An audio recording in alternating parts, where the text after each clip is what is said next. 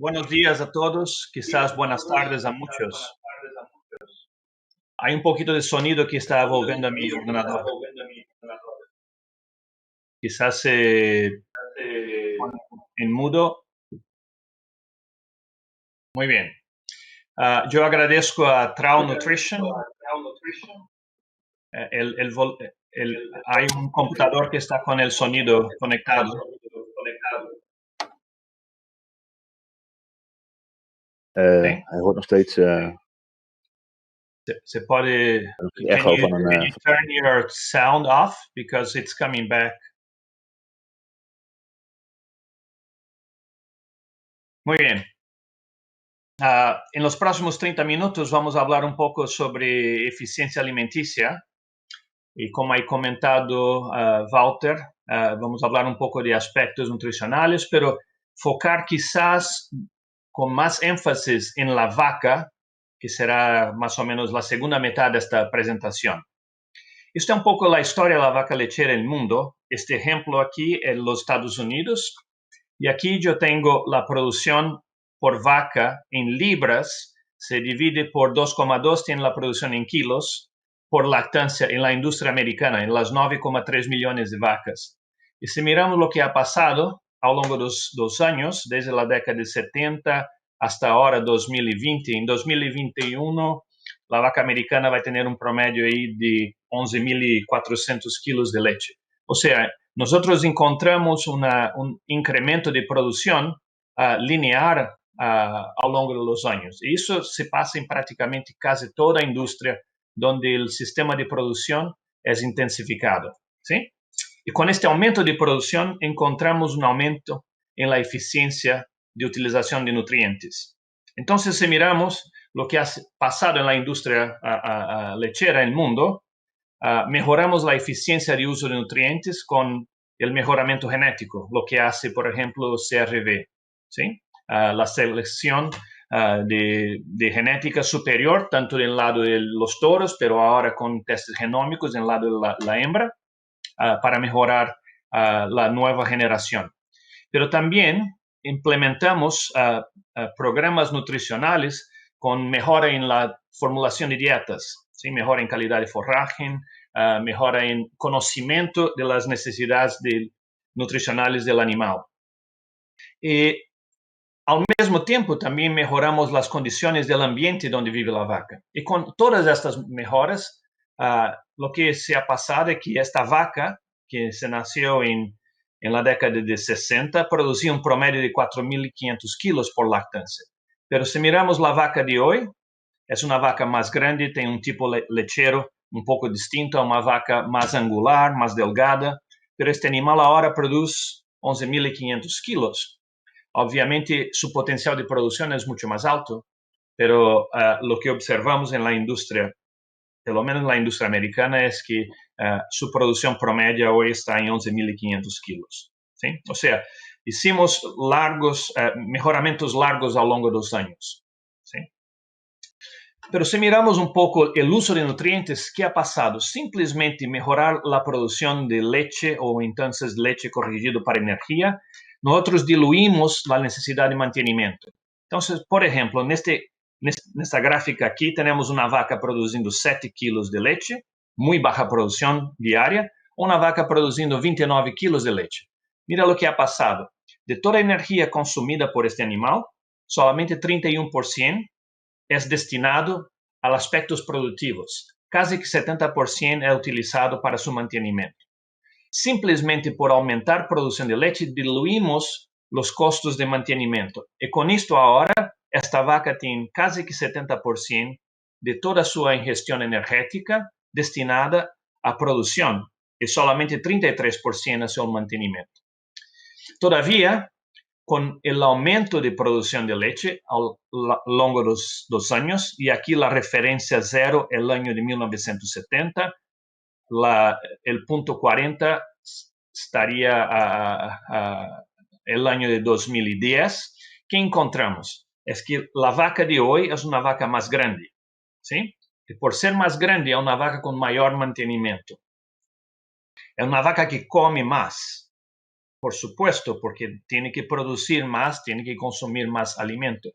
Pero por consumir más alimento, tiene una digestibilidad de alimento más pequeña.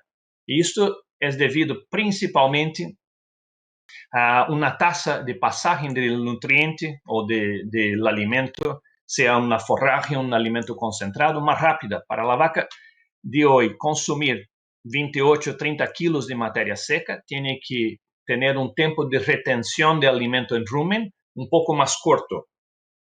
Con esto, a lo largo de los años, tenemos una vaca con mayor necesidad para su mantenimiento y quizás la necesidad por kilo de peso metabólico también ha cambiado. Como hoy, por ejemplo, los valores establecidos por el nuevo sistema de formulación americano, que es el NRC, ahora considera que son 100 kilocalorías o 0,10 megacalorías por kilo de peso metabólico.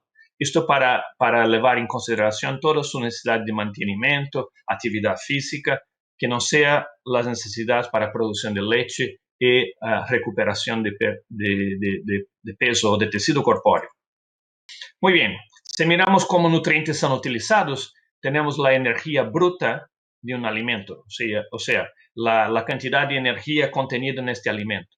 Y durante el proceso de digestión y utilización de estos nutrientes, tenemos aquí lo que nosotros llamamos de energía neta del alimento. ¿Sí? Aquí tenemos el nutriente que puede ser utilizado, en este caso, en la forma de energía, para incorporación en tejido corpóreo, por ejemplo, acréscimo de músculo o entonces tejido adiposo, o entonces la energía captada en la forma de componentes de leche. ¿Sí? Cuando pensamos en mejora en eficiencia alimenticia, tenemos que pensar en cómo captar más de esta energía en estos dos componentes, en tejido corpóreo y en la energía contenida en leche, o sea, la transferencia de nutrientes de la dieta para el tejido. Y para eso podemos manipular la necesidad de mantenimiento, que es lo que nosotros hicimos hasta hoy. Con el aumento de producción, diluimos la necesidad de mantenimiento relativo al total de energía consumido por el animal. O entonces podemos crear un animal que sea más eficiente. Y aquí vamos a hablar un poco de este concepto que es el consumo alimentar residual, de la sigla inglesa RFI, ¿sí? El consumo alimentar residual. Bien, ¿cómo medimos eficiencia alimenticia? La manera más sencilla y más común es simplemente medir la eficiencia bruta, que de manera general en las fincas lo que usamos son los kilos de leche corregido para energía. Con eso tenemos un poco el aspecto de los componentes de leche por kilo de materia seca consumido. O sea, cuanto más produce por kilo, mayor es la eficiencia alimenticia. ¿Cuál es el problema de este sistema de medida? Es que no considera los cambios en energía corpórea, por ejemplo, las pérdidas o ganancias de tejido corpóreo. Simplemente miramos cuántos kilos alimentamos y cuánto ha producido y hacemos esta cuenta. Uno de los problemas es que una vaca en inicio de lactancia, en el comienzo de la lactancia, es una vaca muy eficiente. ¿Por qué? Porque la ingestión de materia seca es baja y con eso tenemos valores inflados de eficiencia alimenticia. Y todo este concepto él se define en diluir la necesidad de mantenimiento. O sea, cuanto más produce la vaca, en teoría, menos es alocado a su mantenimiento, más a producción, y con eso la eficiencia aumenta. Pero hay un segundo concepto de las distintas maneras de medir la eficiencia alimenticia, que sería el consumo alimentar residual. ¿Y qué es el consumo alimentar residual? Nada más que la desviación de la ingestión esperada de este animal después que contabilizamos la energía necesaria para la síntesis de leche, para el mantenimiento de este animal, o sea, una vaca que es más grande o más pequeña, para su necesidad de mantenimiento, para los cambios de tejido corpóreo, una vaca que tiene ganancia de peso o pérdida de peso, y esto está ajustado para el origen de los datos, lo que nosotros llamamos de cohort en la palabra inglesa, sería el grupo del animal, la finca, el grupo, el estudio, lo que sea, de donde se generó esta base de datos. Y por los cálculos serían los desvíos del esperado, que es lo que nosotros llamamos de residuos en un modelo matemático. Automáticamente, las diferencias en eficiencia no están relacionadas con los aspectos que fueron utilizados para su cálculo, como por ejemplo, producción de leche. O sea, más o menos eficientes no deben diferir en producción de leche o entonces en cambios de energía corpórea. O sea, cuando utilizamos el consumo residual, no debemos encontrar diferencias en cambios de peso o diferencias en producción de leche entre una vaca más o menos eficiente. Con esto, ahorramos en comida y tenemos la misma producción. Ese es el concepto, ¿sí? Y vamos a hablar un poco de eso después. Bien, ¿cómo podemos mejorar la eficiencia alimenticia? La manera más sencilla es hacer lo que nosotros hacemos hace décadas, aumentar la producción de leche corrigido para energía, por ejemplo, a través de la dieta, mejoramiento genético y todo más que hacemos. Bien, pero hay 3 puntos que quizás tienen un efecto un poco distinto que no solamente aumentar la producción. El primero, que voy a hablar un poquito y voy a tocar en estos 3 puntos, pero focar más en este último, es prevenir enfermedades. ¿Sí? Y existe una razón muy clara por qué esto es importante.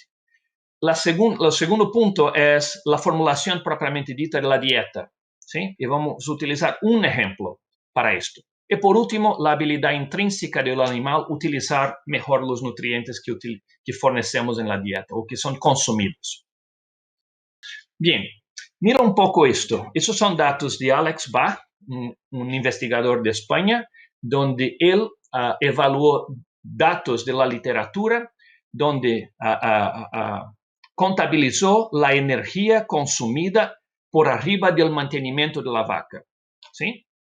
O sea, él consideró la necesidad de mantenimiento de la vaca con más o menos los cambios en peso corpóreo y contabilizó cuánto el animal consumió de calorías o megacalorías en este caso por arriba de las necesidades de mantenimiento y las necesidades para cambio de peso corpóreo.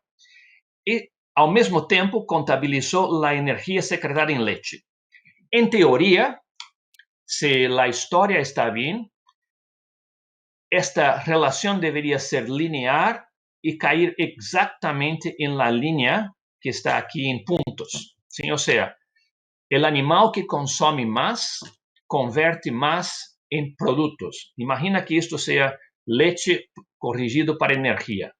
Pero lo que encontró Alex fue que en vacas que consumen menos energía, imagina vacas menos productivas, la eficiencia de utilización de nutrientes es más grande do que en vacas más productivas. ¿Sí? O sea, conforme al tiempo que la vaca consume más nutrientes, la eficiencia de uso de nutrientes simplesmente disminuye. ¿Sí? O sea, si nosotros no miramos otros aspectos y simplemente seleccionamos animales para mayor producción sin mirar eficiencia alimenticia, a lo largo de los años vamos a encontrar que la eficiencia de uso de nutrientes no va a ser la misma que tenemos hoy, va a ser un poco más baja. Y eso es un punto importante. Bien, el segundo punto es patologías, doenças. ¿Sí? Entonces vamos a mirar este ejemplo de un estudio muy elegante donde se indució patología inflamatoria en bovinos de carne. ¿Sí? ¿Y qué hicieron los investigadores de la Universidad Estadual de Oklahoma? Ellos tuvieron un grupo control donde se ha hecho una infusión de solución salina estéril dentro de la tráquea de estos animales para que no induzca un estado proinflamatorio. El grupo desafiado recibieron una infusión intratraqueal con una colección de bacterias que inducen proceso inflamatorio respiratorio, la antigua Pasteurella hemolítica. ¿Sí? La idea era comparar un animal con un proceso inflamatorio contra un animal sin inflamación. ¿Sí? El interesante de este experimento es que los animales tenían catéteres en la vena hepática, en la vena en la arteria mesentérica y con esto, en la vena porta también.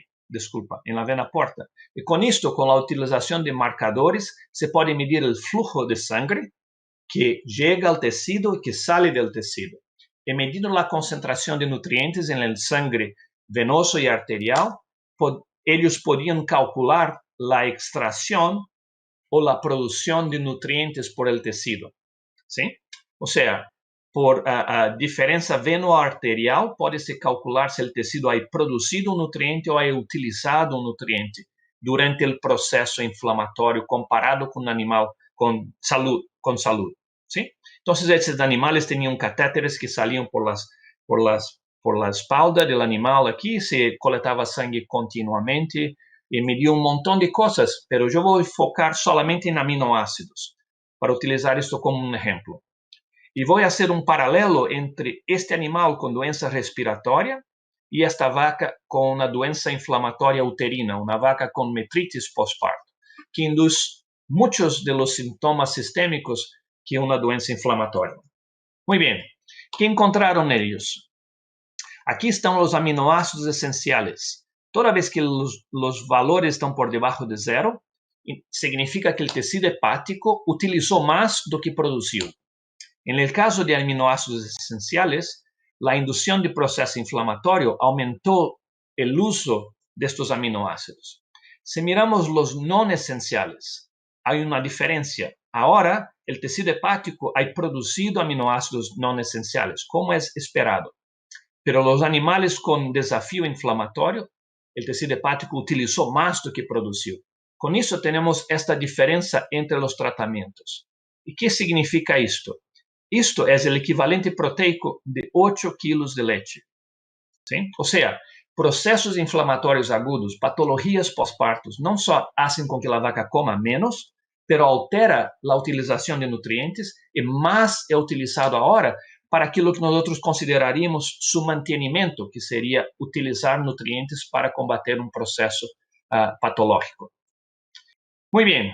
El segundo ejemplo sería la formulación de dieta. El ejemplo clásico es el uso de ácidos grasos en la dieta de bovinos. Esta es una metaanálisis del grupo de Adam Locke en la Universidad Estadual de Michigan, donde evaluaron 33 publicaciones donde se añadió sabones cáusticos como fuente de ácidos grasos y aumentó la grasa en la dieta de 3,45 para 5,02, o sea, más o menos 1,57 puntos percentuales de ácidos grasos. ¿Qué encontraron ellos? Que normalmente se come menos con añadiendo grasa, produce más leche corrigido para energía, no encontraron cambios en peso corpóreo, pero la vaca se torna más eficiente. ¿Cuán más eficiente? 80 gramos más de leche corrigido para energía por kilo de materia seca consumida. O sea, cambios en dieta, formulación de dieta es una manera de mejorar la eficiencia alimenticia de ese animal. Bien, por último, vamos a hablar un poco ahora de consumo alimenticio residual, ¿sí? Que es esta medida de eficiencia alimenticia donde ajustamos para varias características como la producción de nutrientes en leche, el mantenimiento de la vaca, los cambios de peso y se hace un ajuste para el grupo del animal. ¿Y qué es el consumo alimenticio residual? Nada más es que el desvío del consumo esperado.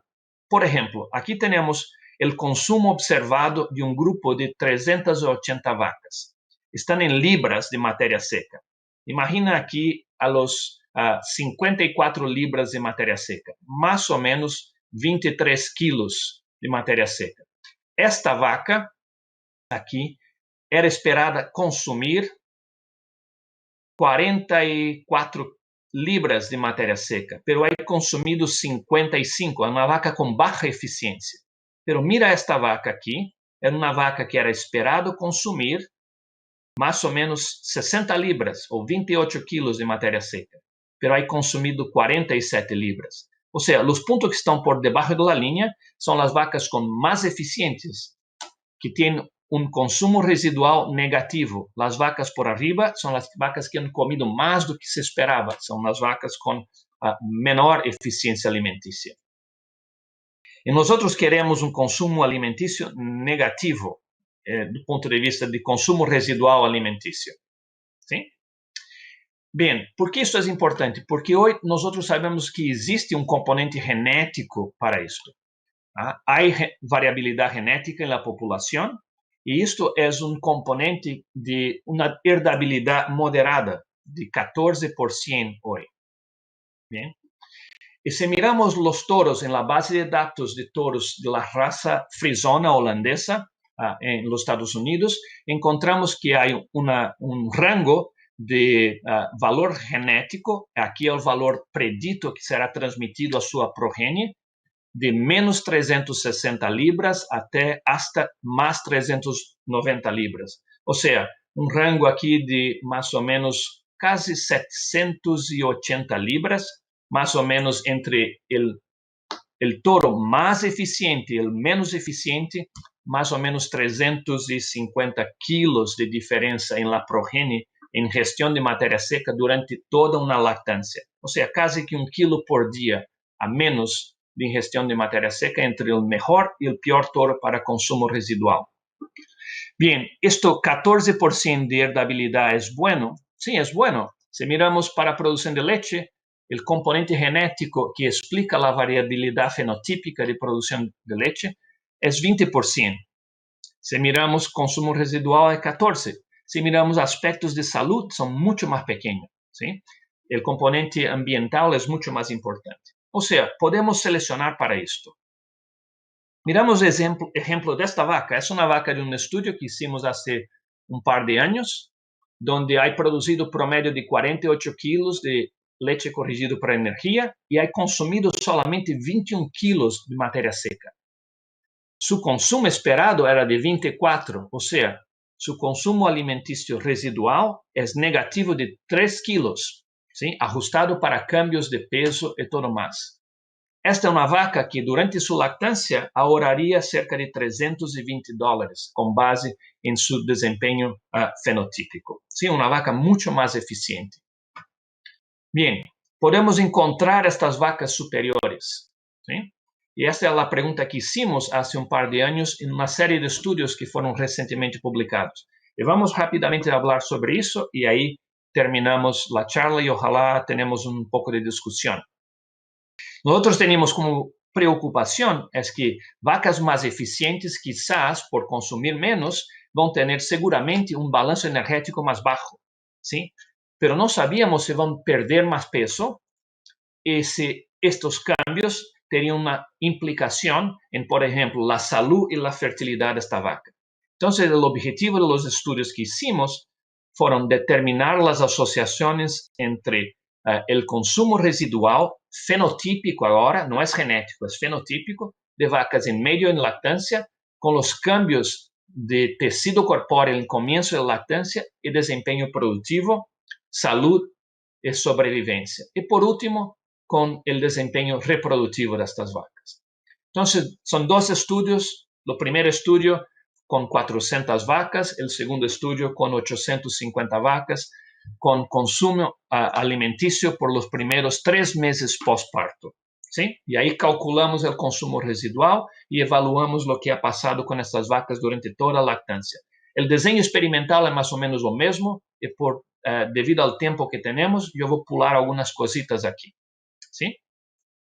Entonces, esto fue evaluado en estas vacas. La incidencia de patología postparto en los primeros 3 meses, la ingestión de materia seca, cambios diarios de peso, la composición de leche 2 veces por semana, la producción de leche diaria y la ingestión de materia seca diaria.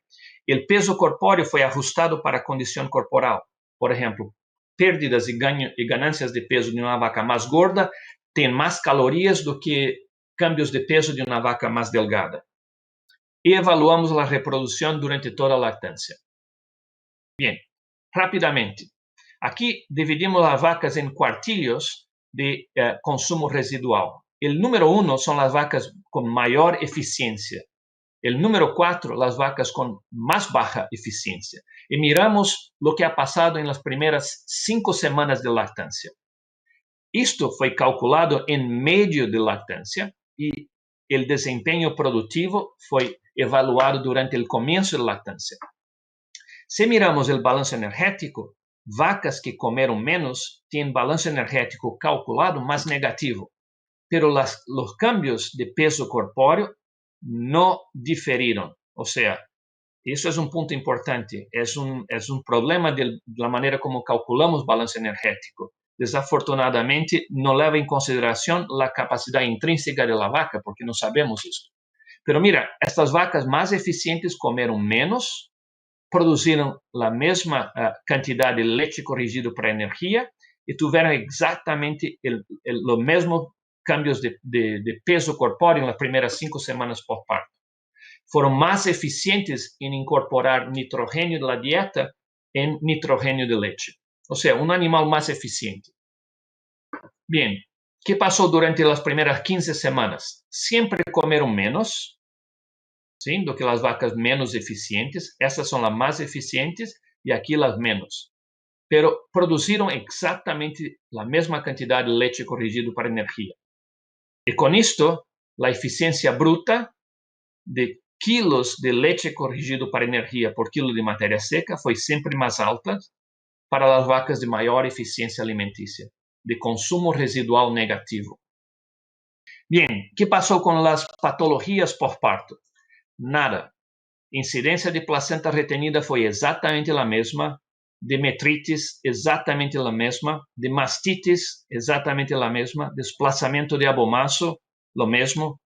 La proporción de vacas que salieron del rebaño, de la finca a los 300 días postparto, exactamente lo mismo. O sea, no encontramos diferencias en patologías entre los grupos de vacas más eficientes y menos eficientes, que era una de las preocupaciones.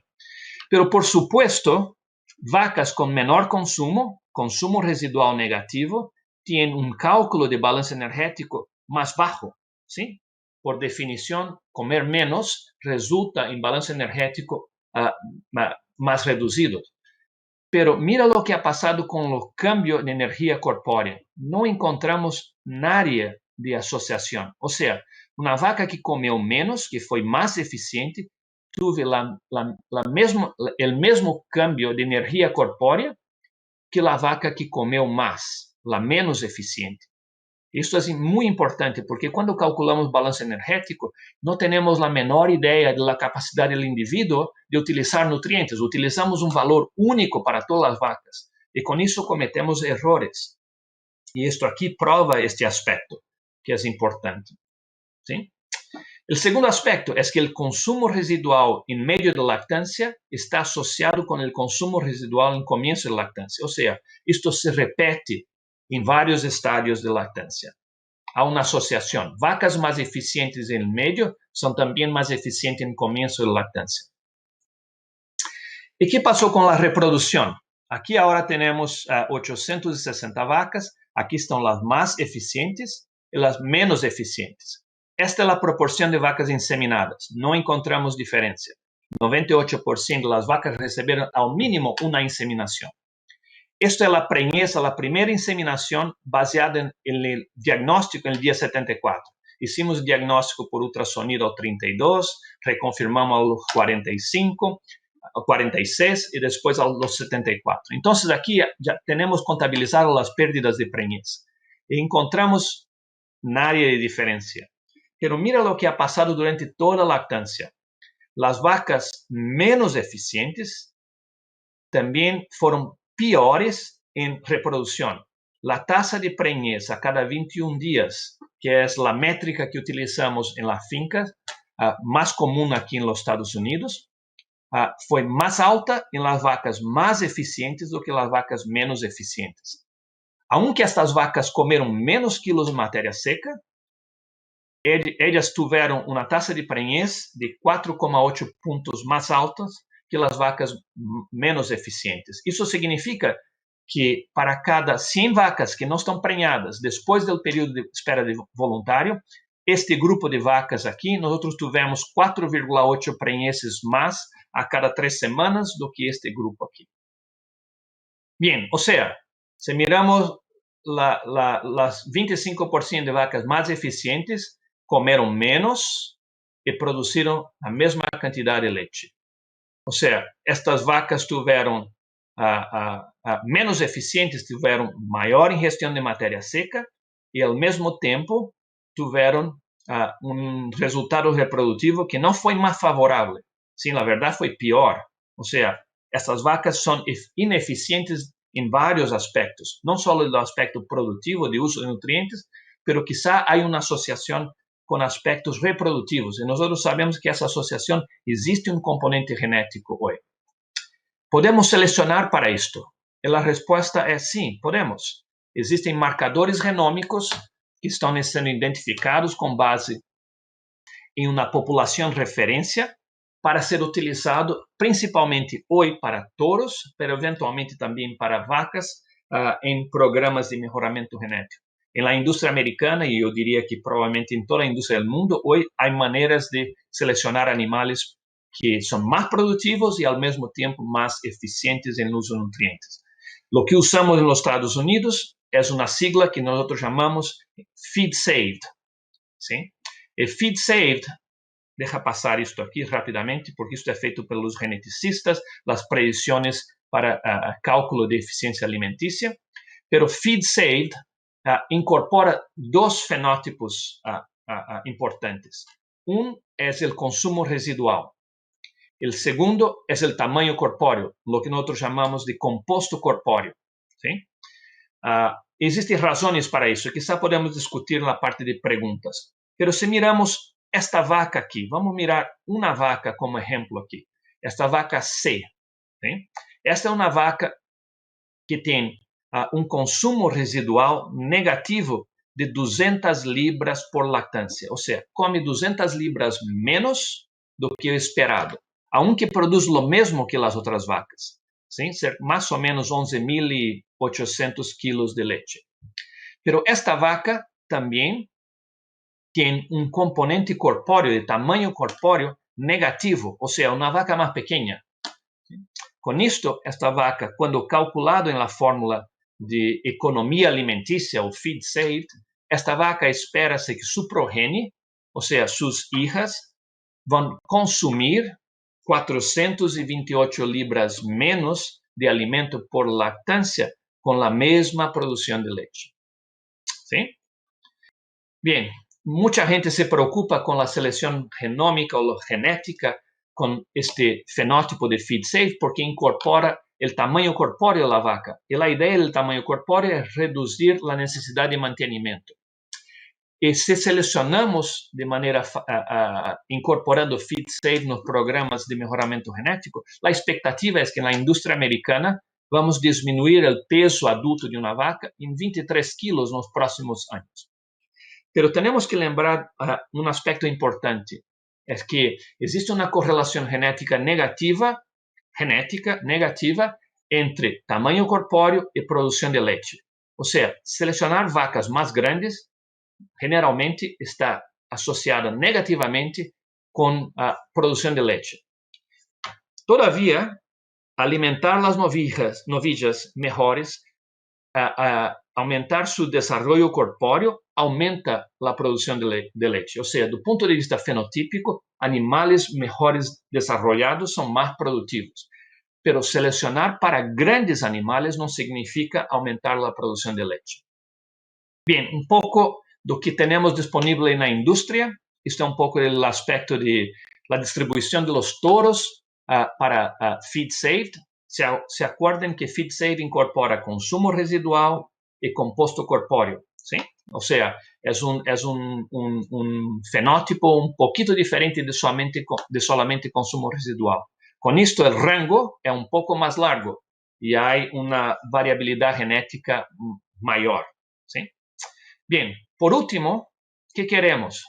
Mira estos datos. Aquí son 380 vacas que tenemos la ingestión de materia seca observada durante 15 semanas. Este es el promedio. Y aquí la ingestión de materia seca predicta. ¿Sí? Bien, los puntos que están por debajo de esta línea son las vacas más eficientes. Y aquí tenemos la producción de leche corrigido para energía. ¿Qué vaca nosotros queremos? Queremos estas aquí. Estas vacas, ¿sí? Son las vacas que comen menos do que el esperado pero son las vacas que producen más leche. O sea, vacas con mayor potencial de producción, pero que son más eficientes. No queremos simplemente vacas más eficientes, porque podemos tener vacas de baja producción. Nosotros queremos combinar alta producción con mejor eficiencia, pero sin perder en salud y fertilidad. Bien, yo agradezco la oportunidad y ojalá vamos a tener tiempo en el final para un poco de discusión. Muchas gracias.